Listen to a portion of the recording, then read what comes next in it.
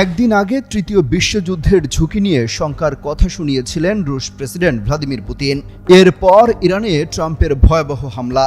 পাল্টা মধ্যপ্রাচ্যে মার্কিন নৌবহর থেকে শুরু করে সব ঘাঁটিগুলোতে হামলার হুমকি দিয়েছে ইরান।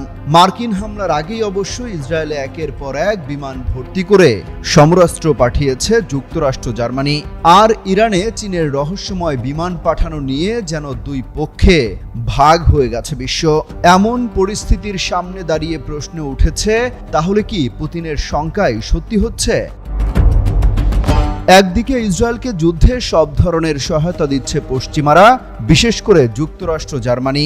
অপরদিকে ইরানের হয়ে ইসরায়েলে হামলা চালাচ্ছে লেবানন এবং ইয়েমেনের বিদ্রোহীরা। আর গোপনে ইরানের সাথে কাজ করছে চীন। তবে রাশিয়া অবশ্য আগ বাড়িয়ে এখনো কোনো হুমকি ধামকি না দিলেও ইরানের পক্ষ নিয়ে ইসরায়েলকে শাসাচ্ছে মাঝে মাঝেই। যুক্তরাষ্ট্র ইরানে যেভাবে হামলা চালিয়েছে তার জবাব কে কিভাবে দেয় সেটাই দেখার অপেক্ষা।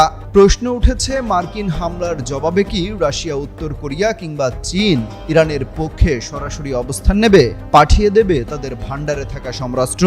পাকিস্তান কি সত্যিই প্রয়োজনে ইরানের হয়ে হামলা চালিয়ে দেবে? এসব প্রশ্নের সবই সামনে আসছে তৃতীয় বিশ্বযুদ্ধকে ঘিরে। রুশ প্রেসিডেন্টের শঙ্কা, ইসরায়েল এবং ইউক্রেন যেভাবে আচরণ করছে তাতে তৃতীয় বিশ্বযুদ্ধের ঝুঁকি বাড়ছে।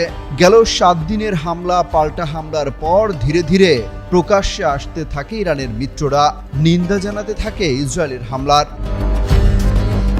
অমিত হাসান, রবিন, যুগান্তর নিউজ।